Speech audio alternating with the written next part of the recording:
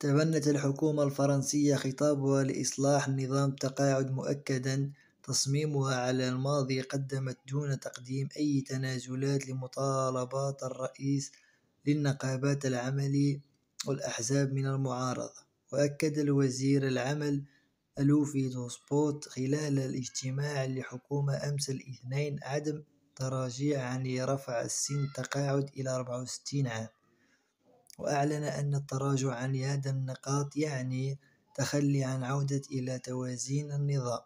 وترافيض النقابات باجتماع والقسم الكبير من قوى المعارضة وغلاب كبير من الفرنسيين بحسب استطلاعات الرأي إبناد لأساسي في هذا الإصلاح وقاضي برجاء السن التقاعد من 62 إلى 64 عام.